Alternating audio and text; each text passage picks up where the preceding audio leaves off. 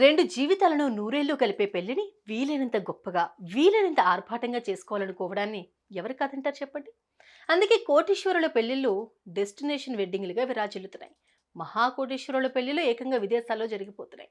అయితే ఇప్పుడు మనం చూడబోయే ఈ డెస్టినేషన్ పెళ్లి ఈ అన్ని పెళ్లిల కంటే, అంబానీ సారు పెళ్లి సందడి కంటే కూడా ఓ వెరైటీగా, ఓ విభిన్నంగా, మనం ఎవ్వరం ఊహించిన విధంగా జరిగింది. ఇంతకీ ఏంటా పెళ్లి? ఎక్కడ జరిగిందా పెళ్లి? సిఎంఆర్ షాపింగ్ మాల్ మన హైట్ నగర్ లో భాగ్యలతా కమాన్ పక్కన ఫిబ్రవరి 29న ప్రముఖ సినీ తారలచే గొప్ప ప్రారంభం. ఓ ఇద్దరు అతిపెద్ద బిజినెస్ మ్యాగ్నెట్ల బిడ్డలకి లవ్ కుదిరింది. ఆ ప్రేమకు పెద్దల అంగీకారము దొరికింది. మరి అందరి యాక్సెప్టెన్స్ దొరికాక ఇంకేముంది, పెళ్లికి ముహూర్తం కూడా సెట్ అయిపోయింది. ఆ తర్వాత పెళ్లి వేదిక ఎక్కడా అన్న డిస్కషన్ నడిచింది. ఇక్కడే పెళ్లి పిల్ల ఎంటర్ అయిపోయింది. చూడు డియర్, మన పెళ్లి అందరి పెళ్లిళ్ళలా మన ఊళ్ళలో ఉండే సత్రాల్లో కాదు, అలాని ఏ రాజస్థానో జైపూరో కాదు, ఏ ఫారిన్ కంట్రీలోనో కాదు. అక్కడ చేసుకుందామంటూ పెళ్లి పిల్లాడిని గోముగా అడిగేసింది. చెప్పు డియర్, నువ్వు ఎక్కడంటే అక్కడే అంటూ ఆ యంగ్ మ్యాన్ హామీ ఇచ్చేశాడు. దీంతో మేడం గారు తన మనసులోని మాట టక్కున చెప్పేశారు. ఆ వేదిక గురించి విని పిల్లాడి తరపు ఉండే బంధువులంతా గడగడా వణికిపోయారు. వేదిక పేరు చెబితే గడగడా వణకడం ఏంటి అనే కదా మీ డౌట్.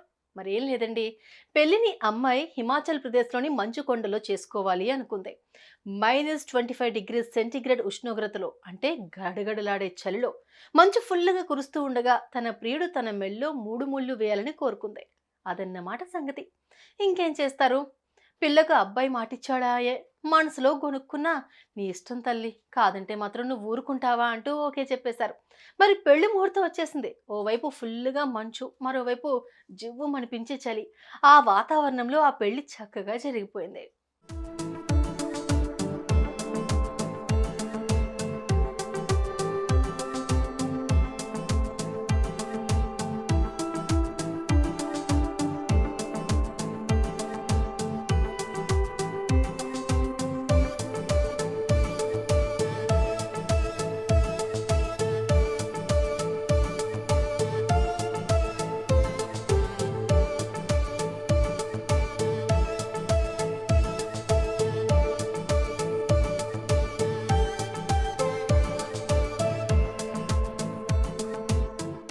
సరే, అమ్మాయి ఆశ ప్రకారం పెళ్ళైతే జరిగింది. కానీ బిడ్డల పెళ్లిని కల్లారా చూడాలని ముచ్చటపడ్డ ముసలి ముతక మాత్రం పెళ్లికి డుమ్మా కుట్టేశారు.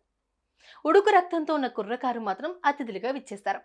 తల్లిదండ్రులకు తప్పదు కాబట్టి పెళ్లి జరిగిన 2 గంటల సేపు గడగడా వణుకుతూ తంతు పూర్తి చేశారు.